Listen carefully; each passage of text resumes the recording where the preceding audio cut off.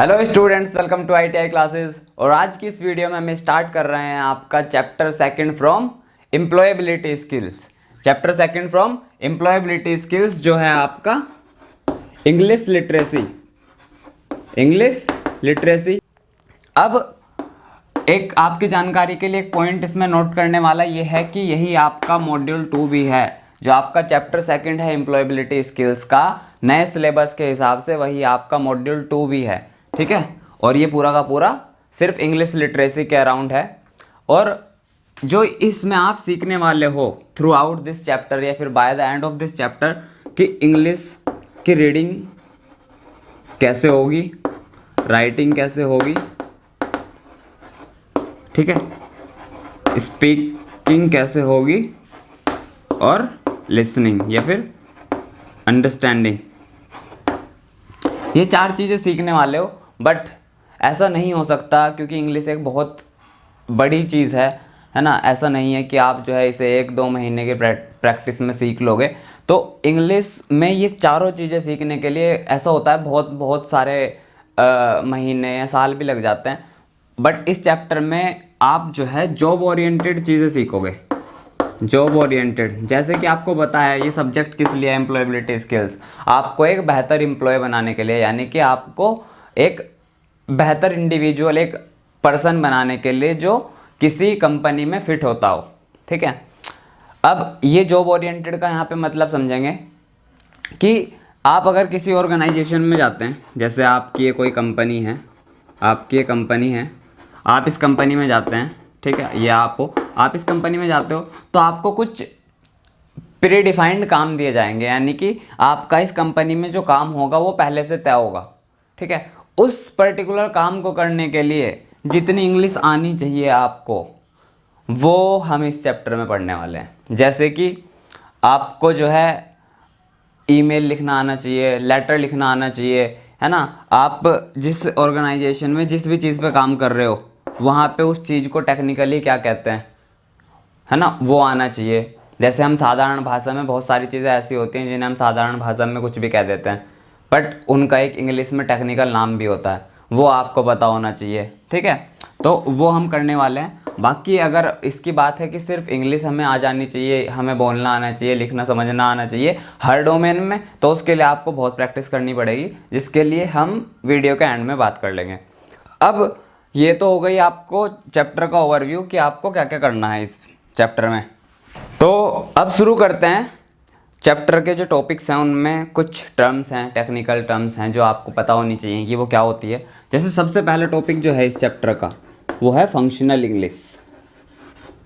ठीक है, functional English, इसे समझते हैं क्या होता है। फंक्शनल इंग्लिश क्या होता है? इंग्लिश तो हमें सभी को पता है क्या है। इंग्लिश एक भाषा है। इंग्लिश एक भाषा है, जैसे हिंदी एक भाषा है ऐसे ही इंग्लिश भी एक भाषा है। और भाषा क्या होती है? भाषा क्या होती है? किसी भी कम्युनिटी में जब एक शख्स दूसरे शख्स के साथ क्या करता है, संवाद करता है ना। संवाद में क्या आता है? अपने विचारों को व्यक्त करना। ठीक है, कोई सूचना है मेरे पास, उस सूचना को साझा करना किसी के साथ। तो हम जिस माध्यम का इस्तेमाल करते हैं वही क्या होता है? भाषा होती है। ये बताने वाली चीज़ तो नहीं थी, बट फिर भी मैं आपको बता देता हूँ। कोई ऐसे पूछ लेता है कि हम इंग्लिश हैं, हिंदी बोलते हैं, इंग्लिश बोलते हैं, है क्या? ये चीज़ें भी हमें पता होनी चाहिए, हमें डिफाइन करनी आनी चाहिए बेसिकली। तो क्या होता है, जैसे मैं आपसे भी बातचीत कर रहा हूँ तो मैं एक भाषा का इस्तेमाल कर रहा हूँ, हिंदी प्लस इंग्लिश का इस्तेमाल कर रहा हूँ आपके साथ में किसी सूचना को साझा करने के लिए। तो यही माध्यम क्या है? हमारा भाषा होती है। ठीक है, अब वापस आ जाते हैं अपने टॉपिक पे। कह रहा है कि फंक्शनल इंग्लिश क्या है। इंग्लिश हमें पता है भाषा है। फंक्शनल इंग्लिश, तो यहाँ से देखो फंक्शनल में एक वर्ड आ रहा है फंक्शन। फंक्शन क्या होता है? कार्य, एक निश्चित कार्य। तो फंक्शनल इंग्लिश क्या होगी? इंग्लिश भाषा का प्रयोग जब आप किसी निश्चित फंक्शन यानी कि निश्चित कार्य को करने के लिए करोगे, वही आपकी क्या होगी? फंक्शनल इंग्लिश होगी। और फंक्शनल इंग्लिश की मैं अभी बात कर रहा था, जब आप किसी ऑर्गेनाइजेशन का या किसी कंपनी का हिस्सा बनते हो तो वहाँ पे जो आपके काम होते हैं उस काम के अराउंड आपको जितनी इंग्लिश आनी चाहिए वही आपकी फंक्शनल इंग्लिश होती है। ठीक है, उस काम को करने और कराने के लिए जो इंग्लिश आपको आनी चाहिए वो आपकी फंक्शनल इंग्लिश होती है। अब आगे चलते हैं कि इम्पोर्टेंस क्या है, इम्पोर्टेंस ऑफ लर्निंग इंग्लिश।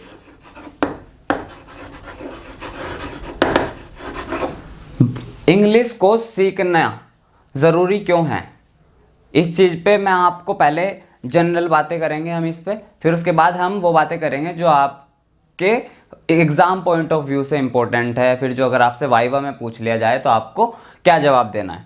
भाई देखो, इंग्लिश सामान्य तौर पे हमें सबको पता है कि क्यों ज़रूरी है, फिर भी हम बात करेंगे थोड़ी थोड़ी सी ताकि कोई नई चीज़ आ जाए तो आपको पता चल जाए। इंग्लिश एक लौती ऐसी भाषा है जो इंटरनेशनल लेवल पे स्वीकार करी जा चुकी है। ठीक है, देखो एक चीज़ तो थी, जब तक हम देश विदेश ट्रेवल नहीं कर रहे थे तब तक इस भाषा की कोई ऐसा ज़रूरत नहीं थी, बट जैसे ही हमने पूरी दुनिया में इधर उधर ट्रैवल करना स्टार्ट कर दिया, कोई यूएस से जा रहा है, ऑस्ट्रेलिया जा रहा है, जर्मनी जा रहा है, अमेरिका जा रहा है, दुबई जा रहा है, उसके बाद ज़रूरत थी कि वहाँ पे जाके वो लोग अलग भाषा बोल रहे हैं, हम यहाँ पे भारत में रह के एक अलग भाषा बोल रहे हैं, ऑस्ट्रेलिया में चले गए कोई और भाषा है, जर्मन में चले गए जर्मन है ना, फ्रेंच बोल रहे हैं। तो भाषाएं कितनी थी, भाषाएं बहुत सारी हो गई, भाषाएं कितनी हो गई मैं नहीं, तो पूरे ग्लोब में जो है 1000 से भी ज़्यादा भाषाएं हैं। तो जब आपको इधर उधर जाना था तो ज़रूरत थी कि ऑब्वियस है, आप कहीं अमेरिका में जाओगे तो वहाँ पे आप किसी से बात भी करोगे, आप जर्मनी में जाओगे तो वहाँ पे किसी से बात भी करोगे। वहाँ पे अब क्या हो रहा है, वो अपनी भाषा जानते हैं, आप अपनी भाषा जानते हो, तो क्या हो रहा है, कम्युनिकेशन हो ही नहीं पा रहा, बातचीत हो ही नहीं पा रही है। तो इसलिए ज़रूरी था कि एक भाषा ऐसी हो जो कॉमन हो सब में, जो सबके लिए लागू हो, जिस भाषा का इस्तेमाल करके आप जो है किसी भी देश में किसी भी व्यक्ति के साथ बातचीत कर सको। वहाँ से जो है इंग्लिश को स्वीकार किया गया है कि ठीक है, एक ऐसी भाषा इंग्लिश का हम चयन कर लेते हैं जो आपको यहाँ से बैठे हुए किसी भी देश में जो है बातचीत करने में मदद कर सकती है। एक रीज़न तो ये था। दूसरा रीज़न ये था कि हमें जो है अपने दायरे फैलाने थे। ठीक है, पहले हम भारत में बिजनेस कर रहे थे, भारत में पढ़ाई करते थे, ठीक है, कोई जनरली बाहर नहीं जा रहा था, बट फिर धीरे धीरे क्या हुआ, टाइम के साथ साथ हम बिजनेस भी बाहर करने लगे। ठीक है, हमारी एजुकेशन भी बाहर होने लगी। आपको पता है बहुत सारे लोग यूएस से, ऑस्ट्रेलिया और ऐसे दूसरे डेवलप्ड कंट्रीज़ में जाते हैं भारत से पढ़ने के लिए। और अपार्ट फ्रॉम दैट जो इंटरनेट है उसकी जो भाषा थी मेन, अब धीरे धीरे हिंदी में कंटेंट डेवलप हो रहा है, बट पहले जो मेन हमारा जो इंटरनेट की भाषा थी वो इंग्लिश थी। इसके अलावा जो भी आपका R&D है, जिसमें साइंस आती है, टेक्नोलॉजी आती है, ये सारी की सारी चीज़ें जो है इंग्लिश बेस्ड थी, ये सारी की सारी चीज़ें इंग्लिश बेस्ड थी। अगर आपको बाहर जाके बिजनेस करना है या एजुकेशन लेनी है तो एक कॉमन लैंग्वेज की ज़रूरत यहाँ भी थी, उसके लिए भी हमने इंग्लिश का चयन किया क्योंकि इंग्लिश ग्रो हो रही थी। और इंग्लिश इतनी ग्रो हो गई कि पहले इंग्लिश जो है तीसरी सबसे ज़्यादा बोले जाने वाली भाषा थी। आज के समय में इंग्लिश जो है सबसे ज़्यादा बोले जाने वाली भाषा है, जिसमें लोग इसे डेली और नए लोग सीखते जा रहे हैं। ठीक है, इसके अलावा अगर मैं टूरिज़्म की बात करूं, यानी कि आप किसी देश में घूमने गए चंद दिनों के लिए, या आपके देश में कोई आ रहा है कुछ दिनों के लिए घूमने के लिए, तो ऑब्वियस है उन 10-12 दिन के लिए आके वो आपकी भाषा तो सीखेगा नहीं। चलो उन सब चीज़ों में मान लेता हूँ कि आप पढ़ाई बाहर करने चले गए तो आप वो भाषा सीख लोगे क्योंकि आपको 3-4 साल वहाँ बिताने हैं। आप बिज़नेस करने चले गए तो वहाँ पे आपको 5-10 साल बिताने ही हैं, तो आप वहाँ पर भाषा सीख लोगे। बट जब 5-10 दिन की बात आए या सिर्फ 1-2 महीने की बात आए तब तो आप कोई भाषा नहीं सीखोगे ना। तो जब छोटे पीरियड के लिए कोई घूमने जाता है या घूमने यहाँ पे आता है भारत में, तो भी उनसे बातचीत करने की आवश्यकता होती है हमें। वहाँ पे भी जो है इंटरनेशनल लैंग्वेज इंग्लिश को स्वीकार किया गया है ताकि टूरिज़्म और इमिग्रेंट्स को जो है हम ईज़ प्रोवाइड करा सकें। अब जब इतनी सारी चीज़ें हुई, बिजनेस हुआ, एजुकेशन हुई इंग्लिश में, तो एक चीज़ जो हुई वो क्या हुआ, जॉब अपॉर्चुनिटीज़ बढ़ गई। भाई देखो, अगर आपको सिर्फ हिंदी आती है, ठीक है, अगर आपको सिर्फ हिंदी आती है तो आपको भारत में नौकरी मिलेगी। बट अगर आपको इंग्लिश आती है तो आप किसी भी इंग्लिश स्पीकिंग कंट्री में जाके जॉब ले सकते हो, और ये कर रहे हैं लोग। भारत से हर साल 10 लाख से ज़्यादा बच्चे जा रहे हैं बाहर जॉब करने के लिए। तो जॉब अपॉर्चुनिटीज़ बढ़ जाती है जब आपको इंग्लिश आ जाती है सही लेवल पे, ठीक है, कम्युनिकेशन वाली भी और फंक्शनल वाली भी। ये तो हो गई कुछ सामान्य बातें।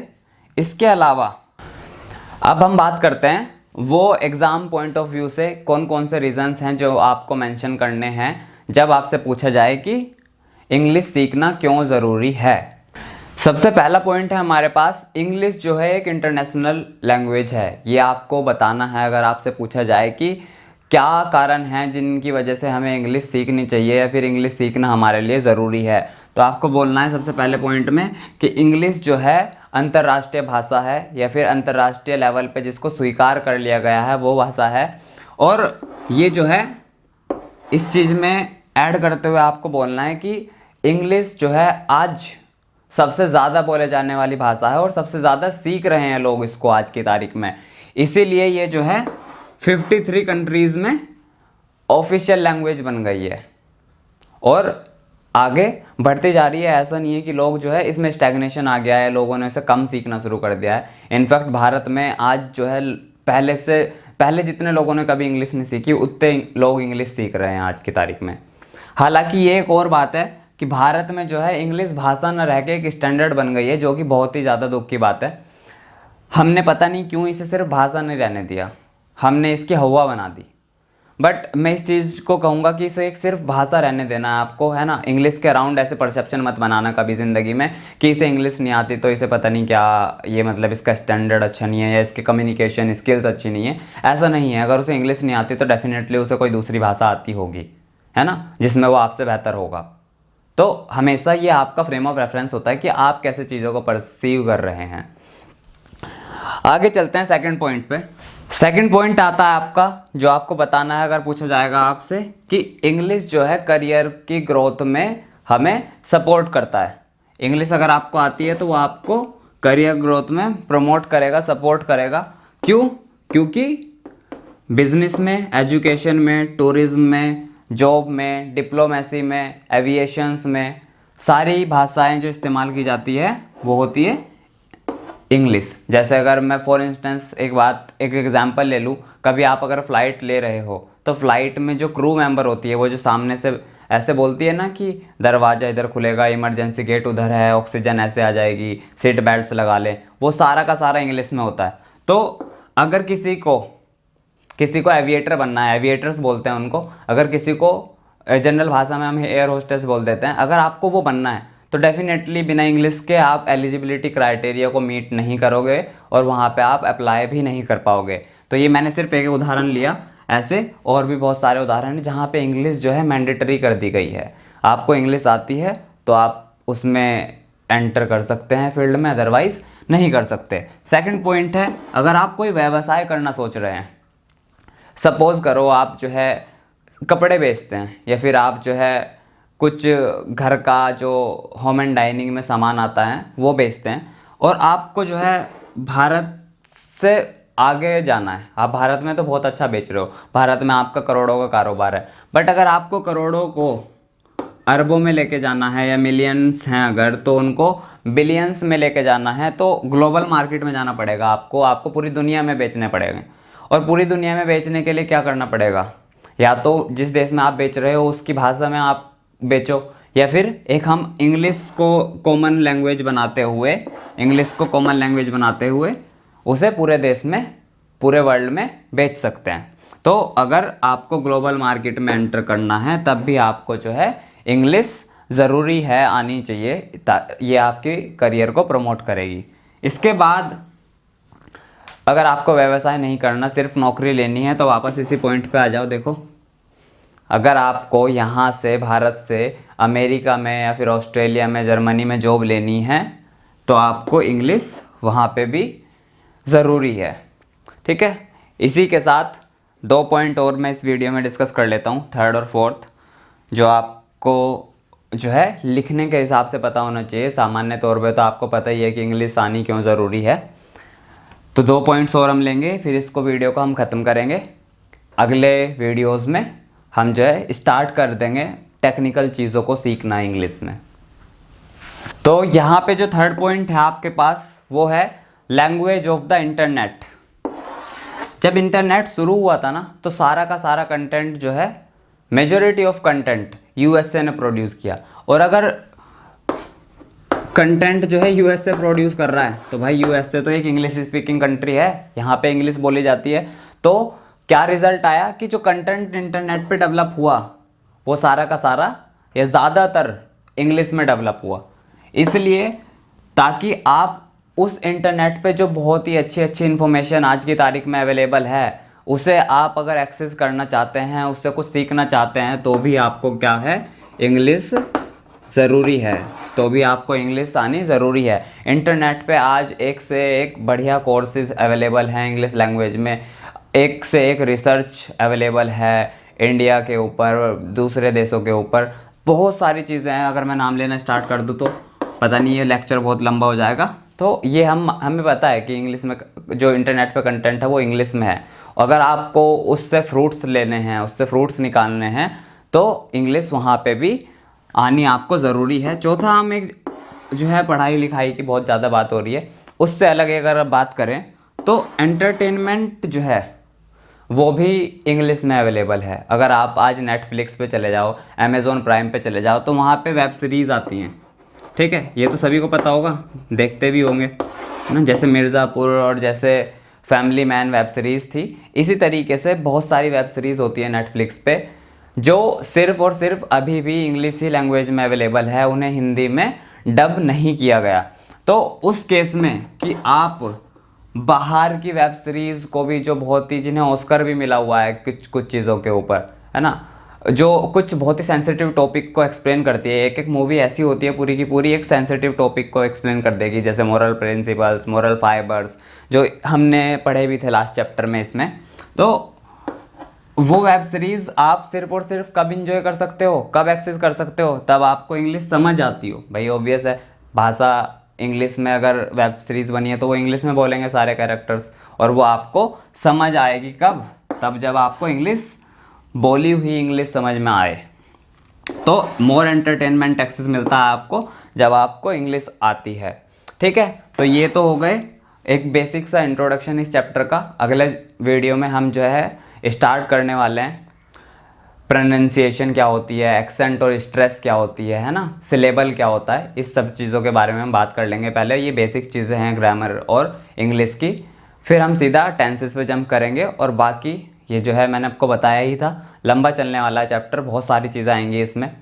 और मैं आपको रटवाने के लिए नहीं पढ़ा रहा यहाँ पे, मैं आपको पढ़ा रहा हूँ ताकि आप यहाँ से कुछ सीख लो ये चीज़ें, क्योंकि आपके ज़िंदगी में आजीवन काम आने वाले हैं आपके, है ना। ये पर फिर भी जो है ऐसा नहीं हो सकता हम इसे जो है 5-6 महीने तक स्ट्रेच कर दें, हमें इसे 20-25 लेक्चर्स में ख़त्म करना पड़ेगा, मजबूरी है क्योंकि बाकी का भी सिलेबस है।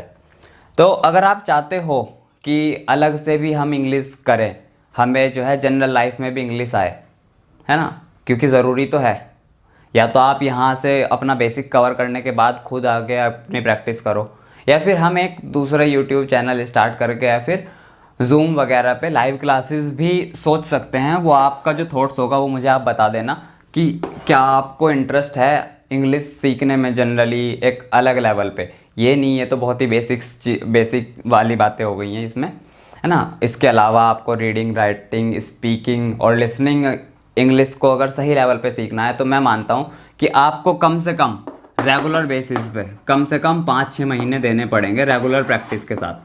तो उसके लिए हम एक बैच सोच सकते हैं अगर आप लोग इंटरेस्टेड हो तो, वरना कोई बात नहीं, हम यहाँ पे कर ही रहे हैं, ठीक है। चलिए इस वीडियो में इतना ही रखते हैं, मिलते हैं नेक्स्ट वीडियो में।